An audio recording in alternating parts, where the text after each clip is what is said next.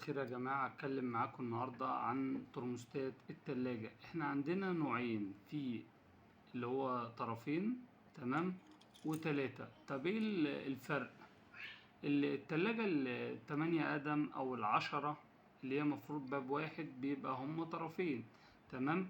اما التلاجة اللي هي 12 قدم او 14 و16 بيبقوا هم زي ما انتوا واخدين بالكم معايا تلاتة تمام. فمعظم الترموستات التلاجة الناس بتبقى فاهمين ظبطته غلط. هو بيبتدي من واحد واتنين وتلاتة لحد رقم 7. احنا لو ظبطناه على واحد زي ما انتوا هتشوفوا معايا كده، هي المفروض العدلة بتاعته كده كده، انا جايبه على اعلى حاجة. المفروض لو سمعت صوت التكة دي يبقى الترموستات عندك سليم. لو ما سمعتهاش زي كده، ده كده مفوت، يبقى بايظ تمام. طب انا لو جايبه على درجة واحد هيفصل بعد قد ايه؟ لو في فترة الصيف هيطول معاك، لو في الشتاء مش هتكمل معاك اكتر من ساعة الا ربع او ساعة.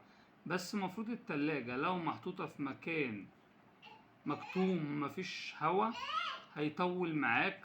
ولو جبته على 2 أو 3 طبعا الموتور هيشتغل فترة أطول وهيسخن، وتيجي تقول ليه الموتور اتحرق. فالمفروض الطبيعي ان انت لو هتظبط الترموستات في الصيف هتجيبه على 2، وفي الشتاء هتجيبه على 1. طب ايه الضرر لو انا زودت؟ لو زودت طبعا التبريد هيزيد وهيبقى فيه كفاءة اكتر في التلاجة.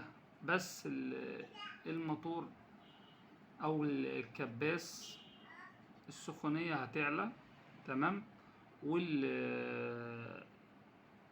والزيت اللي داخل الموتور هيمشي في المكثف اللي هي الشبكة الخارجية، وبعد كده هيبقى فيه تبريد في الفريزر، والمراية اللي تحت التبريد هيقل.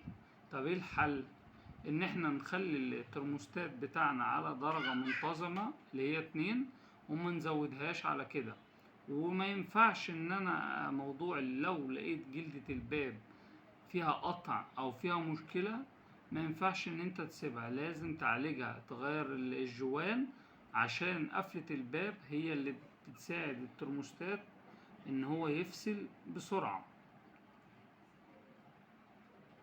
لو عجبك الفيديو واستفدت اشترك في القناة ودعمني لكي يوصلك كل جديد.